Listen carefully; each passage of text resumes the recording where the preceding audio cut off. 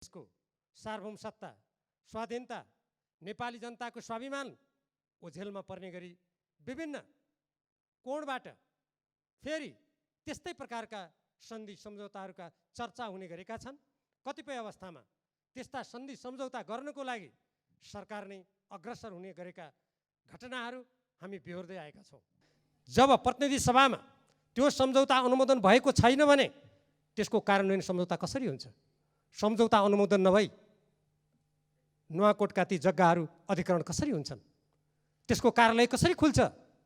र एउटा 5 तारे होटलमा त्यसको कार्यालय खुलेर नेपाली जनताको राजस्वबाट, टेलिभिजन र रेडियोबाट त्यो अनुदानको प्रशंसाको गीत गाउने कुरा कसरी हुन्छ?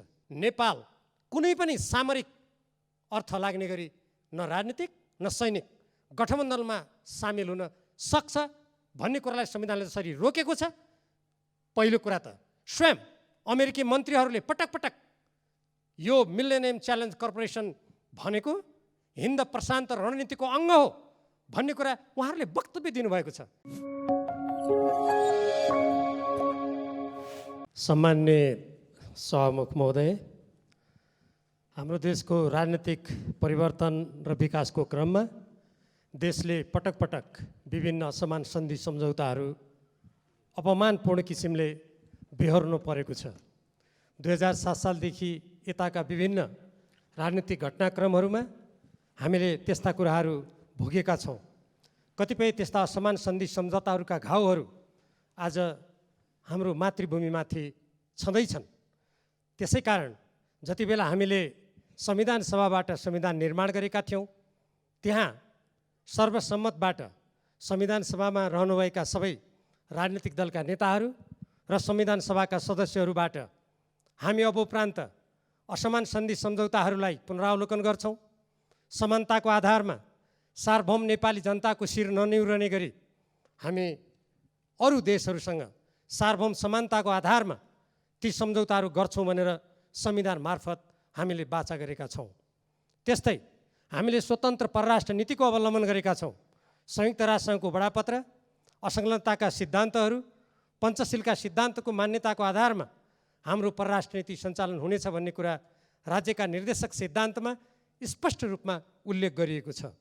तर हाम्रो देशमा जुन बेला राजनीतिक परिवर्तन हुन्छ, सरकारहरू परिवर्तन हुन्छन्, देशको सार्वभौम सत्ता, स्वाधीनता, नेपाली जनताको स्वाभिमान ओझेलमा पर्ने गरी विभिन्न कोणबाट फेरि त्यस्तै प्रकारका सन्धि सम्झौताहरूका चर्चा हुने गरेका छन्। कतिपय अवस्थामा त्यस्ता सन्धि सम्झौता गर्नको लागि सरकार नै अग्रसर हुने गरेका घटनाहरू हामी बिहोर्दै आएका छौँ। यो प्रसङ्ग भर्खरै यो प्रतिनिधि सभासँग सम्बन्धित र विभिन्न राजनीतिक दल सरकारसँग सम्बन्धित एउटा सम्झौताको चर्चा सुन्नमा आएको छ। फेरि त्यो हो अमेरिकी मिलेनियम च्यालेन्ज कर्पोरेसनसँगको नेपाल सरकारले गरेको सम्झौता। म यहाँबाट सम्मान्य सभामुख महोदय, यो सम्मानित सदन र सम्पूर्ण देशभक्त नेपालीहरूलाई भन्न चाहन्छु, त्यो सम्झौता जुन प्रतिनिधि सभामा प्रस्तुत भएको छ त्यो सँगसँगै अरू थुप्रै गोप्य सम्झौताहरू भएका छन्। मैले तत्कालीन नेपाल कम्युनिस्ट पार्टी नेकपाबाट गठित पूर्व प्रधानमन्त्री झलनाथ खनालजीको संयोजकत्वमा जुन कार्यदल बनेको थियो त्यहाँ रहँदा धेरै जस्तो सम्झौताहरू पढ्ने अवसर पाएँ। तर केही सम्झौताहरू अझै प्राप्त हुन सकेनन्। उदाहरणको रूपमा जब प्रतिनिधि सभामा त्यो सम्झौता अनुमोदन भएको छैन भने त्यसको कार्यान्वयन सम्झौता कसरी हुन्छ? सम्झौता अनुमोदन नभई नुवाकोटका ती जग्गाहरू अधिग्रहण कसरी हुन्छन्? त्यसको कार्यालय कसरी खुल्छ? र एउटा 5 तारे होटलमा त्यसको कार्यालय खुलेर नेपाली जनताको राजस्वबाट, टेलिभिजन र रेडियोबाट त्यो अनुदानको प्रशंसाको गीत गाउने कुरा कसरी हुन्छ? सबभन्दा पहिले नेपाली जनताको सार्वभौम अधिकारको अभ्यास गर्ने यो संसदले त्यसको बारेमा निर्णय गर्नुपर्छ। तब मात्र त्यसको कार्यान्वयन सम्झौता हुन्छ। कसरी? अरू त्यसका कार्यालयहरू कसरी खुल्छन् तब हुनुपर्ने हो। यसबाट के देखिन्छ भने जसरी पूर्व प्रधानमन्त्रीहरूबाट केही समय अगाडि नेपालमा बाह्य हस्तक्षेपतर्फ सङ्केत गर्दै एउटा वक्तव्य प्रकाशित भएको थियो, यो गतिविधि सम्भवतः उहाँहरूको वक्तव्यले सङ्केत गरिनुपर्ने एउटा नमुना हो। मिलेनियम च्यालेन्ज कर्पोरेसनसँग भएको त्यो सम्झौताका प्रत्येक दफाहरूको अध्ययन गर्दा सर्वप्रथम नेपाल कुनै पनि सामरिक अर्थ लाग्ने गरी न राजनीतिक न सैनिक गठबन्धनमा सामेल हुन सक्छ भन्ने कुरालाई संविधानले जसरी रोकेको छ।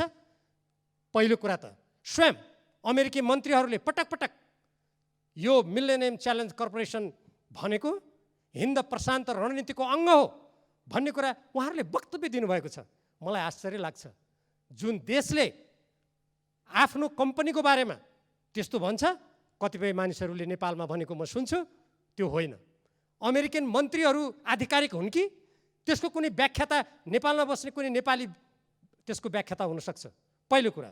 दोस्रो कुरा, त्यसमा भएका कतिपय व्यवस्थाहरू नेपालको संविधानसँग बाँच्छन्, नेपालको कानुनसँग बाँच्छन्, नेपालको हाम्रो अरू देशसँग जसरी हामीले पारस्परिक समानताको आधारमा ऋण लिनुपर्ने कुरा, अनुदान लिनुपर्ने कुरालाई जसरी व्यवस्थित गर्नुपर्ने हो, व्यवस्थित गर्दै आएका छौँ, त्योसँग बाँच्छन्।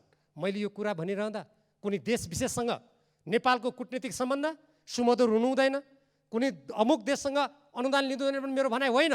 हामी चाहे अमेरिकासँग लिउँ, चाहे हाम्रा छिमेकी भारत चीनसँग लिउँ, वा हामी अरू कुनै देशसँग लिउँ, त्यो हामी नेपाली जनताको सार्वभौम अधिकारमाथि आँच पुर्याउने किसिमको हुनु हुँदैन। कुनै प्रकारको सामरिक गठबन्धनमा त्यसले हामीलाई घिसार्ने किसिमको हुनु हुँदैन।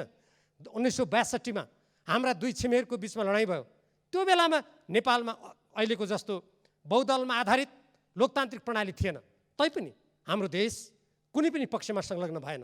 नेपालले आफ्नो तटस्थलाई कायम गर्यो।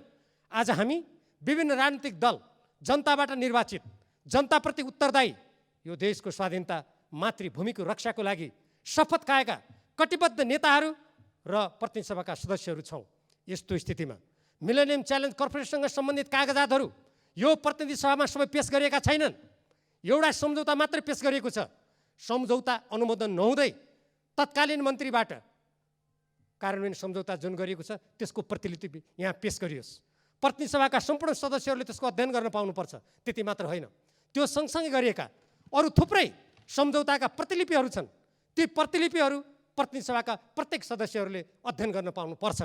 हामी कुनै पनि देशसँग सुमधुर सम्बन्ध कायम राख्न चाहन्छौँ, तर देश ठुलो हुन सक्दछ, सानो हुन सक्दछ। हाम्रो सार्वभौम सत्ता कसैको भन्दा सानो हुन सक्दैन। हामी समानताको आधारमा, पारस्परिक हितको आधारमा आफ्नो कूटनीति र अन्तर्राष्ट्रिय सम्बन्ध सञ्चालन गर्न चाहन्छौँ।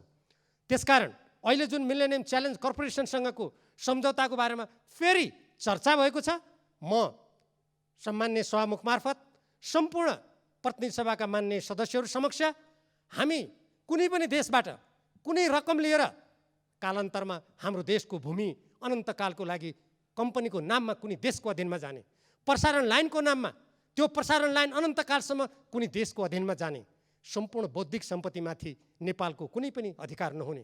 भर्खरै अमेरिकी राजदूत महोदयबाट एउटा टेलिभिजन अन्तर्वार्तामा यो हाम्रो अनुदान होइन लगानी हो भनेर उहाँ स्वयंले भनेको कुरा प्रसारित भएको छ। लगानी हुन सक्दछ कुनै पनि देशको, मेरो त्यसमा आपत्ति होइन। हाम्रो अन्तर्राष्ट्रिय लगानी सम्बन्धी कानुन छ, व्यवस्था छ, प्रणाली छ, त्यो प्रणाली अन्तर्गत त्यो कुरा हुन सक्दछ। तर हाम्रो संविधानमाथि कुनै अरू देशको कानुन माथि हुन सक्दैन। आजसम्म भएका विभिन्न द्विपक्षीय सम्बन्धमा अनुदान या ऋणका कुराहरू के यो प्रतिनिधि सभामा अनुमोदित भएका छन्? के त्यसलाई यहाँ पेश गरिएको छ? कतिपय मान्छे भन्छन् होइन, यस सम्बन्धी कुराहरू कतिपय अन्तर्राष्ट्रिय कानुनबाट निर्दिष्ट हुनुपर्ने हुनाले त्यो भएको। म कानुनको विद्यार्थी पनि हो, सभामुख महोदय, यहाँ भएका सबै मान्य सदस्यहरू स्वयं कानुन निर्माता हुनुहुन्छ। हामीलाई थाहा छ कतिपय त्यस्ता अनुदान र अन्तर्राष्ट्रिय सम्झौताहरूमा कुनै विवाद भयो भने त्यसलाई अन्तर्राष्ट्रिय कानुनबाट मतभेदहरू सुल्झाउने प्रणाली छ, त्यो हामीले बुझेका छौँ। तर त्यसको अर्थ नेपालमा एउटा कार्यालय खोलेर नेपाल सरकारको सचिवलाई त्यसको निर्देशक समितिको प्रमुख बनाएर निजले कुनै विदेशीको कम्पनीबाट दैनिक निर्देशन लिनुपर्ने कुरा कुनै स्वाभिमानी स्वतन्त्र स्वाधीन देशलाई सुहाउने कुरा होइन। त्यस्तै गरेर हामीले जे जति कुराहरू अहिलेसम्म यस्ता कुराहरू अगाडि बढाएका छौँ, यी कुराहरू हामीले आफ्नो देशको हितलाई सर्वोपरि राख्नुपर्दछ। कतिपय मानिसहरूले भन्नुभयो जस्तो यो अनुदानबाट देशको कायापलट हुन्छ, म यहीँबाट निवेदन गर्न चाहन्छु। आज अरबौँ रुपियाँ हाम्रो देशमा सदुपयोग भइरहेको छैन। कैयौँ कम्पनीहरूले तिर्नुपर्ने अरबौँ रुपियाँ राजस्व तिरेका छैनन्। हामी आफ्नो देशको स्रोत नहेर्ने अनि यो मातृभूमिको स्वाधीनता, स्वतन्त्रता, अखण्डता, हाम्रो आफ्नो भूमिको रक्षा को कुरालाई गौण ठानेर कसैको पैसालाई देखाएर विकासको नारालाई जनतालाई भ्रममा पारेर उरालेर दीर्घकालीन रूपमा नेपालको अस्मिता स्वाधीनतालाई खतरामा पार्ने काम कुनै गरिन्छ भने त्यो सदाका लागि इतिहासमा कलङ्कित हुन्छ। त्यसकारण सम्माननीय सभामुख महोदय, सर्वप्रथम त मिलेनियम च्यालेन्ज कर्पोरेसनसँग भएका मूल सम्झौतासँगै भएका अरू सबै सम्झौताहरू यहाँ प्रस्तुत गरियोस्। नेपाली जनताले त्यो थाहा पाउने अधिकार छ, त्यो प्रतिनिधि सभाका प्रत्येक सदस्यले थाहा पाउने अधिकार छ र त्यसको साथसाथै त्यहाँ भएका नेपालको राष्ट्रिय हित, स्वाधीनता, स्वतन्त्रता, स्वाभिमान र नेपालको स्वतन्त्र परराष्ट्र नीति विपरीतका प्रावधानहरू संशोधन नभई, परिवर्तन नभई यदि त्यो सम्झौता गरियो भने त्यो राष्ट्रघात हुनेछ। त्यो नेपाली जनताले विगतमा जति असमान सन्धि सम्झौता बेहोरेर आजसम्म बाह्य हस्तक्षेपका अनेकौँ श्रृङ्खलाहरूबाट पीडित हुनु परेको छ, त्यो श्रृङ्खलाको पुनरावृत्ति फेरि हुनेछ। त्यसकारण आज हामी सचेत जनताबाट निर्वाचित देश र जनताप्रति उत्तरदायी राजनीतिक दलहरू, त्यो राजनीतिक दलबाट निर्वाचित सरकार, स्वयं हामी जनप्रतिनिधिहरूले यसमा गम्भीर भएर सोच्नुपर्छ र तदनुरूप सरकारले पनि गम्भीर भएर जिम्मेवारीपूर्वक सोचेर त्यहाँ रहेका ती प्रावधानहरूलाई हटाएर संशोधन गरेर यदि अनुदान हो भने त्यो निस्वार्थ अनुदान हुनुपर्छ। त्यो कुनै सामरिक कुरासँग जोडेर आउनु हुँदैन। त्यो कुनै हाम्रो देशको कानुन मिच्ने, हाम्रो स्वाधीनतालाई कमजोर बनाउने, हामीले कसैबाट निर्देशित हुनुपर्ने, हाम्रो भूमि कब्जा हुने एउटा कम्पनीको अधीनमा भन्ने बेला 5 वर्ष भनिएको छ। मैले त्यसका अरू प्रावधानहरू हेरेँ, त्यो अनन्तकालसम्म जहाँ जहाँ त्यो प्रसारण लाइन जान्छ त्यो भूमि एउटा कम्पनीको कब्जामा जान्छ, त्यो प्रसारण लाइनमा नेपाल सरकारले त छुनुसम्म पाउँदैन। म ती प्रावधानहरू यो सम्मानित सदनमा मलाई अनुमति दिइयो भने म पढेर सुनाउन सक्छु। त्यसकारण सम्माननीय सभामुख महोदय, म गम्भीरतापूर्वक अनुरोध गर्न चाहन्छु, हामी सबभन्दा पहिले सरकारको कर्तव्य, हामी जनप्रतिनिधिको कर्तव्य यो देशलाई, यो देशको स्वाभिमानलाई रक्षा गर्ने हो। आज चीन, भारत, अमेरिका देशका कुनै पनि संसारका मुलुकहरू सबभन्दा पहिले आफ्नो राष्ट्रिय हित हेर्छन्। राष्ट्रिय हितको अधीनमा, राष्ट्रिय स्वार्थको अधीनमा राजनीतिक दलका स्वार्थहरू हुन्छन्, व्यक्ति नेताहरूका स्वार्थ हुन्छन् र प्रत्येक राजनीतिक कर्मीका स्वार्थ हुन्छन्। हाम्रो देशमा विगतमा त्यो कुरालाई व्यावहारिक रूपमा, प्रभावकारी रूपमा कार्यान्वयन नगर्दा हामी धेरै प्रताडित भइसक्यौँ। अब आजको हाम्रो पुस्ता र भोलि आउने पुस्ता यसरी प्रताडित हुन नपरोस्, यसतर्फ हामी सबैले गम्भीर रूपमा सोचौँ, बुझौँ र देशको हितलाई सर्वोपरि राखेर मात्रै पाइला चालौँ भनेर म सम्माननीय सभामुख महोदय मार्फत नेपाल सरकार र सम्बन्धित सबैलाई हार्दिक आग्रह गर्न चाहन्छु। धन्यवाद।